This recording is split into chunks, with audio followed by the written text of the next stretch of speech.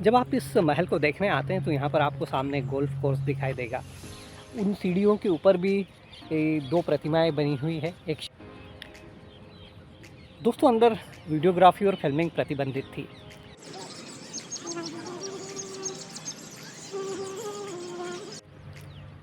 नमस्ते दोस्तों, मैं हूँ आपका दोस्त और होस्ट लोकेश शर्मा और मेरे चैनल नोमैड लोकेश 99 पर आपका एक बार फिर से स्वागत है। दोस्तों मैं घूम रहा हूँ इस समय गुजरात की सांस्कृतिक राजधानी वडोदरा में और फ़िलहाल मैं जहाँ आपको लेकर आया हूँ उसे यदि बड़ौदा का कोहिनूर भी कहें तो अतिशयोक्ति नहीं होगी। जी हाँ, मैं आपको लेकर आया हूँ लक्ष्मी विलास पैलेस पर। बड़ौदा में जो मराठा डायनेस्टी की जो शुरुआत होती है वो पिलाजीराव गायकवाड़ के साथ होती है, जब वो 1726 में सोनगढ़ के किले को जीत लेते हैं। और ये जो लक्ष्मी विलास पैलेस है यह 1890 में महाराजा सयाजीराव गायकवाड़ तृतीय के द्वारा बनवाया गया था। इसे बनने में करीब 10 से 11 साल लगे और कहते हैं कि उस समय जब ये बना तब इसकी जो लागत थी वो करीब 27 लाख रुपए आई थी। ऐसा माना जाता है कि पूरे वर्ल्ड में निजी निवास के रूप में यह सबसे बड़ा महल है जो निजी निवास के रूप में इस्तेमाल होता है। और ऐसा भी कहा जाता है कि बकिंगम पैलेस से करीब यह 4 गुना बड़ा है। इसके स्थापत्य की यदि बात करें तो इसमें आपको हिंदू शैली दिखाई देगी, इसमें आपको मुस्लिम शैली दिखाई देगी और हिंदू शैलियों में इसमें आपको राजपूत शैली, जैन शैली दिखाई देगी। अंदर के यदि वुडवर्क की बात करें तो आपको इसमें जो साउथ इंडियन शैली है, जो दक्षिण भारतीय शैली है, उसके दर्शन आपको होंगे। दोस्तों ये जो महल है ये अपने साथ ढेर सारी ऐतिहासिक धरोहरों को समेटे हुए है। सिर्फ स्थापत्य की ही बात नहीं है, लेकिन यदि बात भारतीय कला की करें तो राजा रवि वर्मा की जो पेंटिंग्स हैं तो उन्होंने करीब 14 से 16 साल आकर यहाँ पर इस महल के लिए पेंटिंग्स का निर्माण किया है, जो यहाँ के हाल में लगी हुई है। इसी के साथ यदि महाराजा सयाजीराव गायकवाड़ तृतीय इसी के साथ महाराजा सयाजीराव गायकवाड़ साहब की बात करें तो वो कला के तो शौकीन थे ही, साथ ही जो पढ़ने लिखने वाले लोग थे उन्हें भी काफ़ी मदद करते थे। उसी का सबूत है कि उन्होंने उस समय डॉक्टर भीमराव अंबेडकर यानी कि बाबा साहब को इंग्लैंड और कोलंबिया जाने के लिए स्कॉलरशिप प्रदान की थी। और जब उन्होंने अपनी पीएचडी कंप्लीट की तो उन्होंने अपनी पीएचडी को यहाँ के जो महाराजा रहे उन्हें डेडिकेट किया है।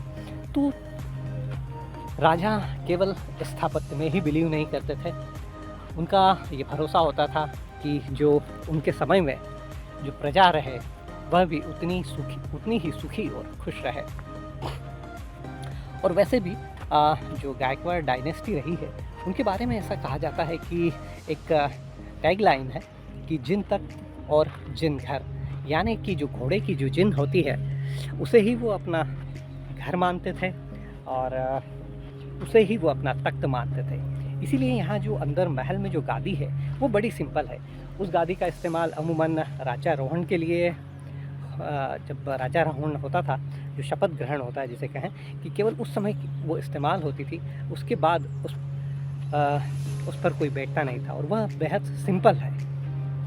जब आप इस महल को देखने आते हैं तो यहाँ पर आपको सामने गोल्फ कोर्स दिखाई देगा और महल के अंदर आपको शस्त्रागार दिखाई देगा। दरबार हॉल है जहाँ पर आप एक अच्छा खासा टाइम स्पेंड कर सकते हैं।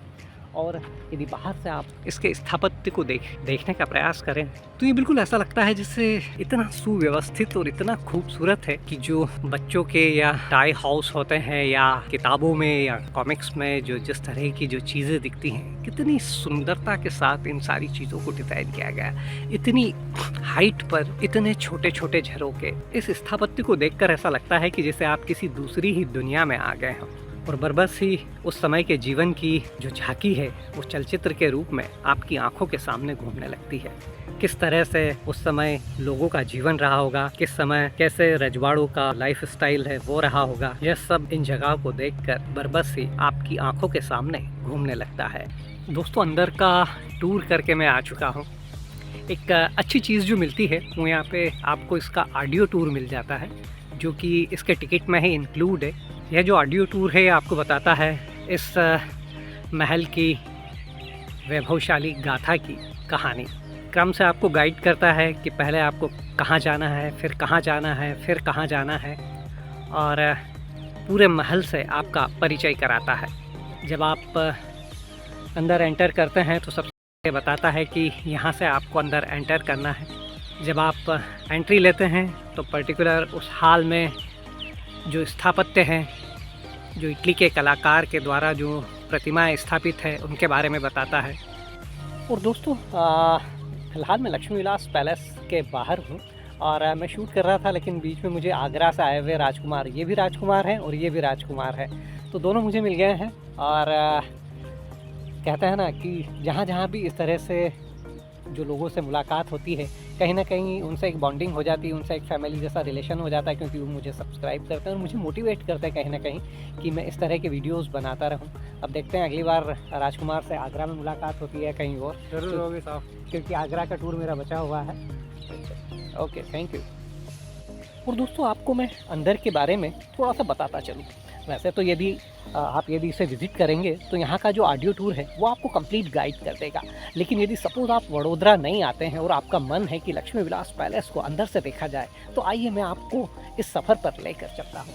सामने जो आपको दिखाई दे रहा है ये एंट्री गेट है, मतलब यहाँ से जो राजा महाराजा जो है वो यहाँ से एंट्री लेते थे।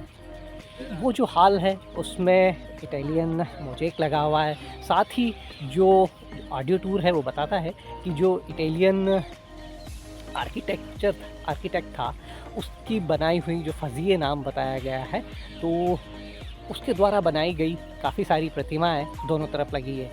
और इसके बाद उसमें बीच में एक बड़ा सा जिसे कहें कि इटालियन पॉट रखा हुआ है जिसमें मछलियाँ वगैरह तैरती थी।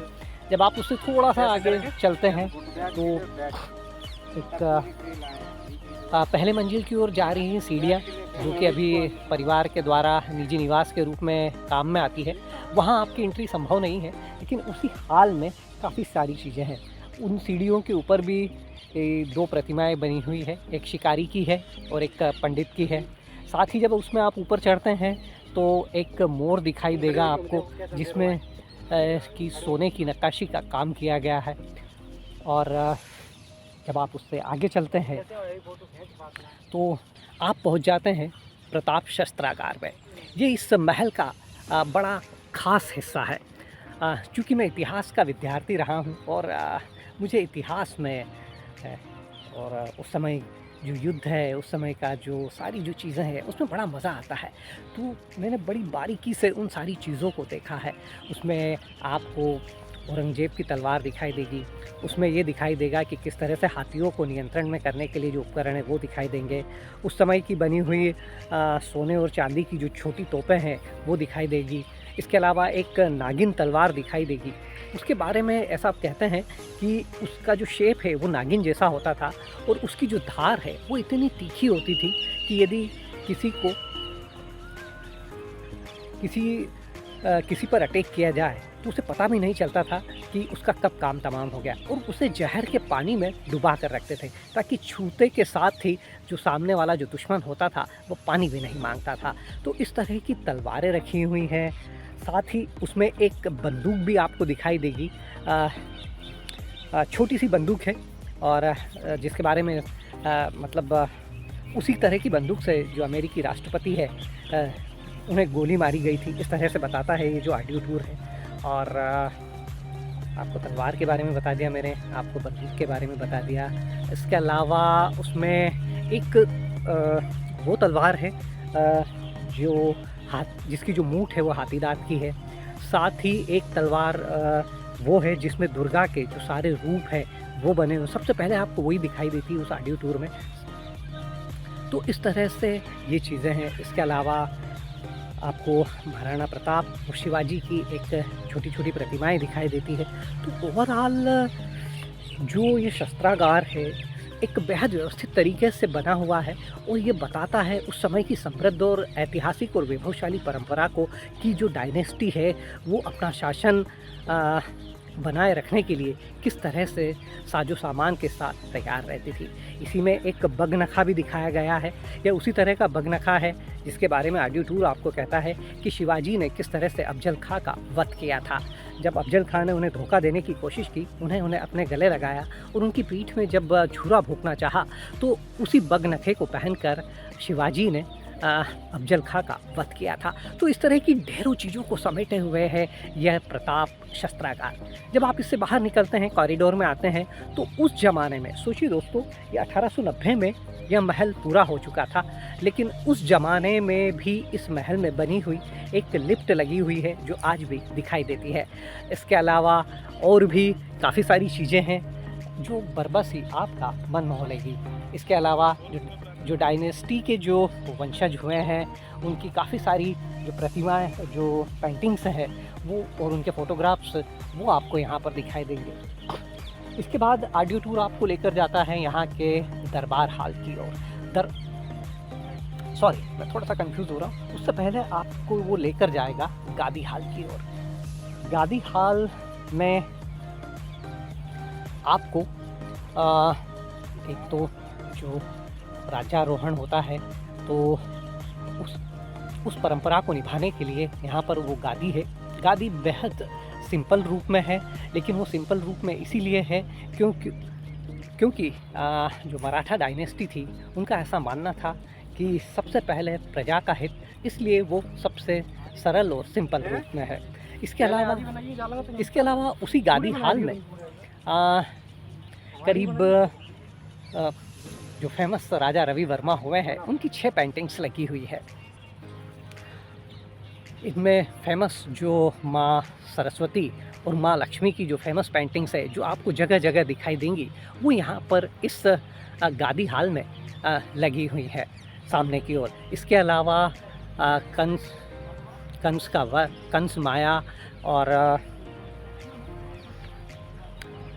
कीचक वध और इस तरह की करीब 6 पेंटिंग्स हैं जो राजा रवि वर्मा के द्वारा इस गादी हाल के लिए बनाई गई हुई है और लगी हुई है। तो राजा रवि वर्मा करीब 14 से 16 साल तक यहाँ आते जाते रहे और जो महाराजा सयाजीराव गायकवाड़ तृतीय रहे हैं उनका कला और शिक्षा से कुछ इस तरह का जुड़ाव था कि उन्होंने हमेशा इन सारी चीज़ों को प्रोत्साहित किया।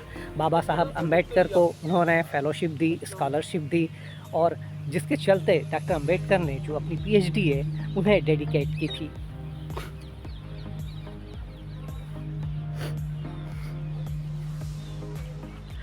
जब आप इस गादी हाल से बाहर निकलते हैं तो यहाँ के जो सबसे भव्य और सबसे आकर्षक इस महल के दरबार हाल में पहुँच जाते हैं। दरबार हाल वह जगह होती थी जहाँ महाराजा और उनके जो सामंत लोग होते थे और जो उनके से सारे जो प्रतिनिधि लोग होते थे वो वहाँ उस हाल में आकर बैठते थे। यह पूरा अपने आप में एक इसमें इटालियन शैली आपको नज़र आएगी। वही जो इटालियन आर्किटेक्ट है उनकी बनाई हुई मूर्तियाँ आपको दिखेंगी और जो रोशनदान है, जो खिड़कियाँ जिन्हें कहें आज के ज़माने में की, तो वहाँ पर बैठ के जो महारानी और उनकी जो महिलाएं होती थी, राजघराने की जो महिलाएं होती थी, वो इस दरबार हाल में बैठकर जो संगीत के आयोजन होते थे उनका लुत्फ़ लेती थी। ऐसा कहते हैं कि उस्ताद फयाज खां और उस्ताद इनायत खां जैसे लोगों ने यहाँ पर लाइव परफॉर्म किया है। तो आज भी जब यदि आप इस हाल में घूमेंगे तो उन सुरलहरियों को कहीं ना कहीं महसूस करने की का जो फीलिंग है वो आपको आएगा। ओवरऑल ये दरबार हाल जिसे कहे ना कि आप, जब मैं इसमें अंदर गया, एक तरफ मेरे कानों में ऑडियो टूर चल रहा था और दूसरी तरफ मैं उसकी खूबसूरती को देखकर इस तरह से मंत्रमुग्ध हुआ कि कम से कम मैंने आधा से पौन घंटा उस हाल में बिताया है। मेरा मन ही नहीं कर रहा था कि मैं उस दरबार हाल से बाहर निकल कर आऊँ। उसी दरबार हाल में आपको एक और डॉल हाउस देखने को मिलते हैं।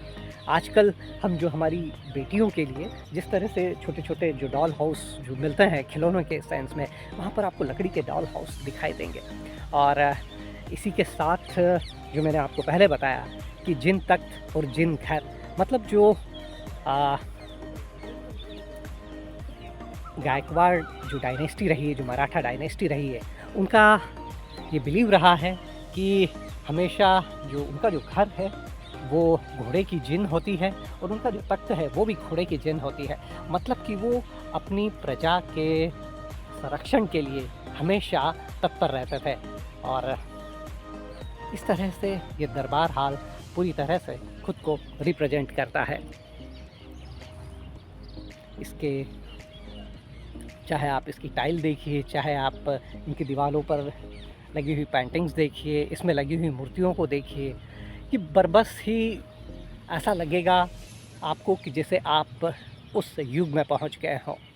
दोस्तों ये ऐसा कहते हैं कि पहले वॉच टावर बनाने का था कि, लेकिन फिर जो इसके जो आर्किटेक्ट रहे हैं चार्ल्स मंट, उनका चार्ल्स मंट इसे घंटाघर बनाना चाहते थे, लेकिन उसके जो बाद के जो आर्किटेक्ट हुए उनका ऐसा सोचना था कि जो राज परिवार रहेगा वह बेसिकली कहीं ना कहीं इस वॉच टावर के चलते डिस्टर्ब होगा। तो फिर फाइनली ये डिसाइड हुआ कि इसके ऊपर एक लाल लाइट लगाई जाएगी, जिससे यह पता लगेगा कि यदि महाराजा इस महल में या इस शहर में हैं तो वो जो लाइट है वो जलती रहेगी। तो आज भी उस परंपरा का निर्वाह किया जाता है, ऐसा कहा जाता है। और इसके ऊपर केसरिया झंडे का भी बताते हैं, जो ये जो ऑडियो टूर है ये बताता है कि ऊपर केसरिया झंडा होता है, जो ये बताता है कि महाराजा यहाँ पर हैं या नहीं। दोस्तों अंदर वीडियोग्राफी और फिल्मिंग प्रतिबंधित थी, इसलिए मेरी आँखों ने जो देखा और मेरे दिल और दिमाग ने जो सहेजा वो मैंने आपको इस महल के बाहर आकर बताने की पूरी कोशिश की है। और मेरी नज़रों से जो देखा है वो टूर मैंने आपको करवाने की कोशिश की है। अब मैं फ़िलहाल इस महल के बाहर हूँ और आपको सामने का एरिया दिखाते। यहाँ का जो 700 एकड़ में फैला हुआ है जो परिसर है, यहाँ पर गोल्फ कोर्स है और सामने आपको ये गोल्फ कोर्स का हिस्सा दिखाई दे रहा है। अभी फ़िलहाल यहाँ पर समरजीत सिंह गायकवाड़ साहब हैं, जो फ़िलहाल उनके वंशज हैं, महाराजा सयाजीराव गायकवाड़ तृतीय साहब के, और उनकी धर्मपत्नी हैं महारानी राधिका राजे जी, जो फ़िलहाल यहाँ निवास करती हैं उनकी बेटियों के साथ, और जो समाज सेवा के कार्यों में आज भी अग्रणी तौर पर लगी हुई है। दोस्तों मेरा मन ही नहीं भर रहा है कि मैं इसकी फिल्मोग्राफी या वीडियोग्राफी रोक दूं, लेकिन जो समय है वो मुझे कह रहा है कि मुझे अब इस चीज़ को यहीं पर विराम देना चाहिए, क्योंकि शाम हो चली है और यहाँ के जो विज़िटिंग आवर्स है वो भी ख़त्म हो रहे हैं। एक चीज़ और जो मुझे बताना चाहिए और जो मैं आपको बता दूं, ये जो रोशनदान या झरोखे हैं इनके बाहर खस या चंदन की जो ये जो टट्टियाँ हैं वो लगी हुई है, और इनकी साथ ही इनके ऊपर पाइपलाइन चलती थी जो इन पर पानी का छिड़काव करती थी, जिससे ये जो पूरा महल होता था उसमें पूरी ठंडक बनी रहती थी।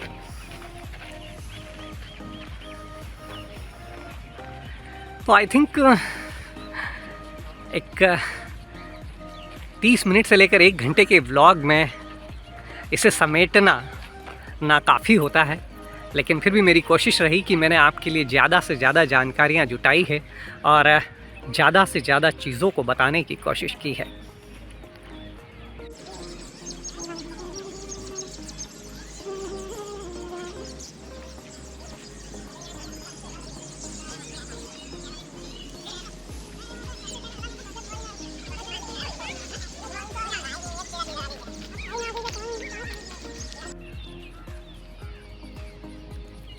दोस्तों बड़ौदा के इस लक्ष्मी विलास पैलेस टूर से फ़िलहाल बस इतना ही। उम्मीद करता हूँ कि मेरा ये ब्लॉग आपको पसंद आया होगा। और मेरी आँखों और मेरी आँखों ने जो देखा है और मेरे दिमाग ने जो उतारा है, उसकी मदद से मैंने इस महल को आपको समझाने की पूरी अच्छे तरह से कोशिश की है। यदि मेरा ये व्लॉग और लक्ष्मी विलास पैलेस का यह टूर आपको पसंद आया हो तो प्लीज़ इसे लाइक और शेयर करना मत भूलिएगा। और यदि अभी तक आप मेरे चैनल नोमैड लोकेश 99, जी हाँ, मेरी चैनल की स्पेलिंग है NOMADLOKESH99। यदि अभी तक आप मेरे चैनल नोमैड लोकेश 99 पर नए हैं और आपने इसे अभी तक सब्सक्राइब नहीं किया है तो प्लीज़ इसे सब्सक्राइब कर लीजिए, क्योंकि अगले कुछ साल बेहद मज़ेदार और बेहद इंटरेस्टिंग होने वाले हैं। क्योंकि मैं जहाँ अपनी व्लॉगिंग के सफ़र पर जाऊँगा वहाँ के जो फूड कल्चर, रीति रिवाज और हिस्टोरिकल मोन्यूमेंट्स है उन सभी को कवर करने की कोशिश करूँगा। और यदि इस सफ़र में आपका साथ रहता है तो यह सफ़र बेहद मज़ेदार रहेगा और साथ ही इसका जो मज़ा है वह दुगना हो जाएगा। चलता हूँ, आपसे जल्दी मिलता हूँ फिर किसी नए ब्लॉग पर। तब तक के लिए अपना खास ख्याल रखिएगा। Good bye, good night, Shaba खैर। और यदि एक बार फिर से आपने यदि मेरे चैनल को सब्सक्राइब नहीं किया है तो प्लीज़ इसे सब्सक्राइब कर लीजिए। नोमैड लोकेश 99।